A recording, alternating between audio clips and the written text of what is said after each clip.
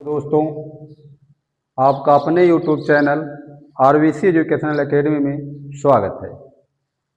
आइए आज पढ़ते हैं विभाज्यता का नियम। विभाज्यता का नियम मतलब कोई संख्या कैसे विभाजित होता है किसी संख्या से, कैसे पता करेंगे कि ये संख्या इस संख्या से विभाजित है, उसके बारे में हमको चर्चा करना है यहाँ पे। ठीक, तो आज हम पढ़ेंगे विभाज्यता का नियम। विभाज्यता का नियम। देखिए, ये है विभाज्यता का नियम। तो इसमें तो बहुत सारे पॉइंट है, एक एक करके हम देखेंगे। देखिए, पहला पॉइंट आता है यहाँ पे एक से विभाज्यता। एक से विभाज्यता, एक से विभाज्यता।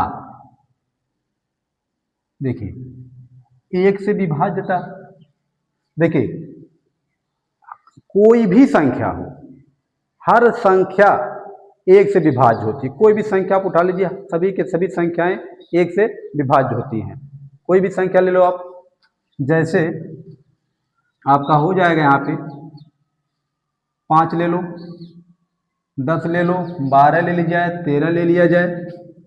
ठीक, इस तरह से कोई भी संख्या आप ले लेंगे, ये सभी संख्याएं हमारे क्या होंगे, एक से विभाज्य होते हैं। मतलब प्रत्येक संख्याएं क्या है, एक से विभाज्य होती है, तो इसमें कोई दिक्कत नहीं है। अब आते हैं, दूसरा पॉइंट हमारा होता है दो से विभाज्यता। दो से विभाज्यता, दो से विभाज्यता। देखिए, कोई संख्या दे दिया जाए और पूछ लिया जाए कि क्या ये संख्या दो से विभाज्य है, तो आप कैसे पता करेंगे? या तो भाग करिए तब पता चलेगा, तो भाग करने में ज़्यादा समय लग जाएगा। इसलिए भाग ना करके कोई भी संख्या अगर दे दिया जाए और पूछा जाए दो से विभाज्य है, तो हम केवल किसको देखेंगे? जो संख्या दिया रहेगा उसके हम इकाई को देखेंगे। किसको देखना? केवल इकाई को देखना है। इकाई अगर सम संख्या है, इकाई में क्या दिया गया, अगर सम संख्या है या तो 0 है, तो वह संख्या 2 से विभाज्य होगी। देखा जाए, जैसे दे दिया जाए यहाँ पे, जैसे कह दिया गया यहाँ पे, ले लिया गया 12। देखिए, ये जो हमारा इसमें इकाई का अंक है, ये सम संख्या है। जब ये सम संख्या होगा तो ये 12 हमारा 2 से विभाज्य होगा। इसी तरह से ले लिया जाए 54। देखिए, इकाई कितना है? सम संख्या है। तो जब इकाई सम संख्या है तो ये भी आपका 2 से क्या होगा? विभाज्य है। आपका जो 4 दिया गया 2 से विभाज्य है, इसलिए हमारा 54 भी जो होगा ये 2 से विभाज्य होगा। इसी तरह से ले लिया जाए 80। देखिए, यहाँ पे क्या आ गया? इकाई के स्थान पे 0 आ गया। इकाई के स्थान पे कितना आ गया? 0 आ गया। तो ये भी संख्या हमारा क्या होगा? 2 से विभाज्य होगा। ठीक, तो आपको यही देखना है कि 2 से विभाज्यता कैसे पता करेंगे। तो जो संख्या दिया रहेगा उस संख्या की इकाई के अंक को हम देखेंगे। यदि 0 होगा या तो कोई सम संख्या होगा तो वह संख्या हमारा 2 से विभाज्य होगा। इसके बाद आता है 3 से विभाज्यता। 3 से विभाज्यता,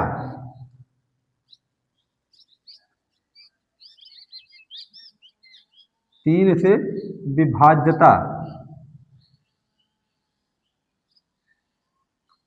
अब देखिए, कोई संख्या दे दिया जाए और पूछ लिया जाए आपसे कि क्या ये संख्या 3 से विभाज्य है, तो आप कैसे पता करेंगे कि ये संख्या 3 से विभाज्य है? तो यहाँ पे आपको क्या करना है कि आप जो संख्याएं दिया रहेगा, जो संख्या दिया रहेगा, आप उसको सभी संख्या में जो अंक है उन्हीं अंकों को जोड़ दिया जाए।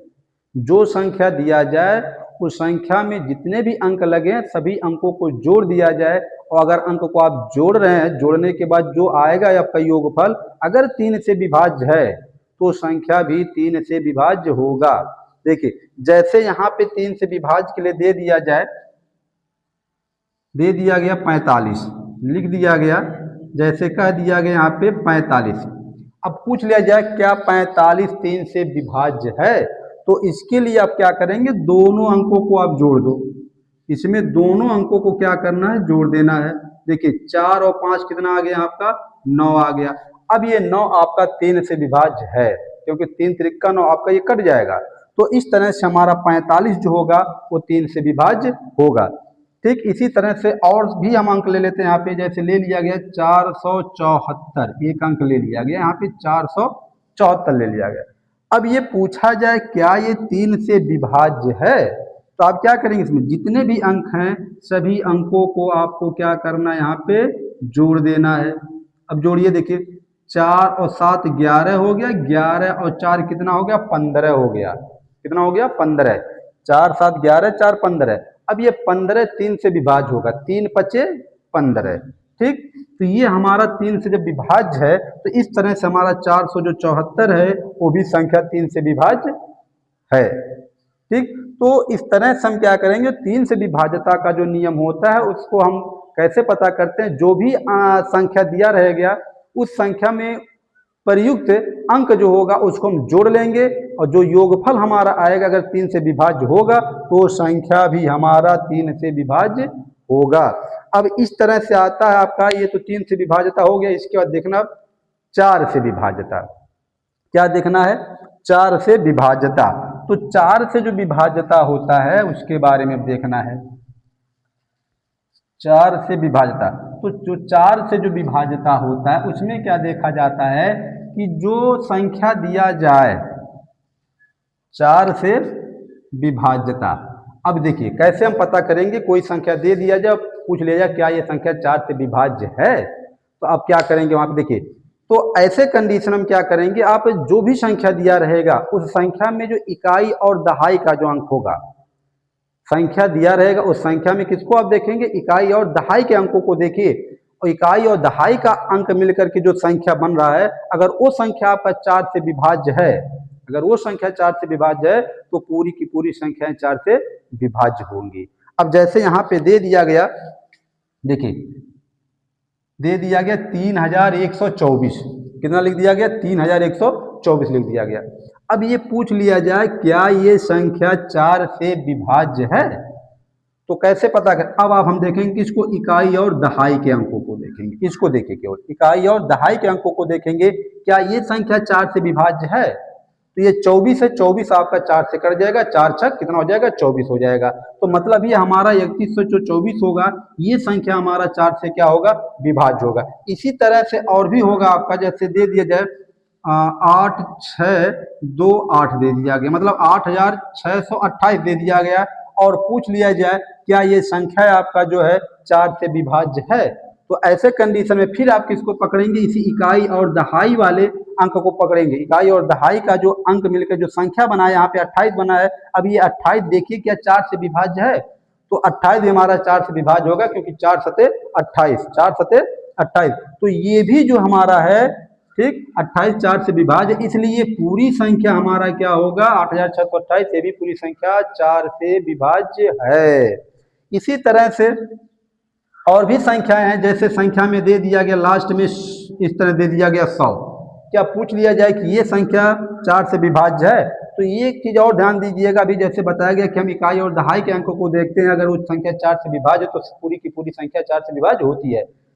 एक इसमें और भी है, अगर लास्ट में डबल जीरो आता है, इकाई और दहाई के स्थान पर अगर जीरो है तो वो भी संख्या हमारा 4 से क्या होगा, विभाज्य होगा। तो 100 भी आपका हो जाएगा, 200 लिखा गया ये भी आपका 4 से विभाज्य होगा। इसमें भी आपका इकाई और दहाई जो दिया गया है ये भी क्या आपका दोनों के स्थान पे जीरो, इसलिए हमारा जो है 200 भी क्या होगा, विभाज्य होगा। तो 4 से जो विभाज्यता होता है उसमें आपको यही आपको ध्यान देना होगा कि इकाई और दहाई जो भी संख्या रहेगा उसमें इकाई और दहाई के अंकों को पकड़ना है।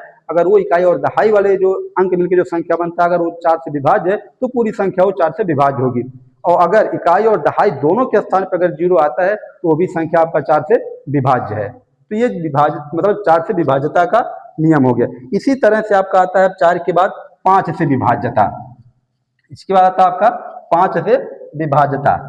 हम कैसे पता करेंगे कि कोई संख्या 5 से विभाज्य है कि नहीं है, तो ऐसी संख्या देखिए 5 से विभाज्यता में आपको क्या करना है, आप कोई भी संख्या दिया जाए अगर उस संख्या में इकाई के स्थान पे, इकाई के स्थान पे या अगर 5 है, यदि संख्या में इकाई का अंक 5 है या तो 0 है, 5 है या तो 0 है, तो वो संख्या आपका क्या होगा, 5 से विभाज्य होगा।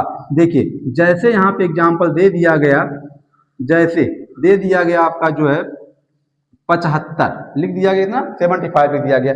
अब इस 75 में आपका 5 क्या है, इकाई है, 5 इकाई है, तो इकाई की जगह पे 5 है, तो मतलब हमारा 75 क्या होगा, 5 से विभाज्य है। इस तरह से लिख दिया गया। देखिए 150 लिख दिया गया, कितना लिख दिया गया, 150 लिख दिया गया। अब देखिए इकाई के स्थान पे क्या आ गया, 0 आ गया, इकाई के स्थान कितना आ गया, 0 आ गया, तो ये भी संख्या हमारा 5 से विभाज्य है। तो 5 से विभाज्यता आपको अगर पता करना है, तो आपको जो भी संख्या दिया जाएगा उस संख्या में आपको इकाई का अंक पकड़ना है। अगर इकाई का अंक 5 है या तो 0 है, तो वो संख्या 5 से विभाज्य है। इसके बाद आता हमारा 6 से विभाज्यता। 5 हो गया, इसके बाद 6 से विभाज्यता।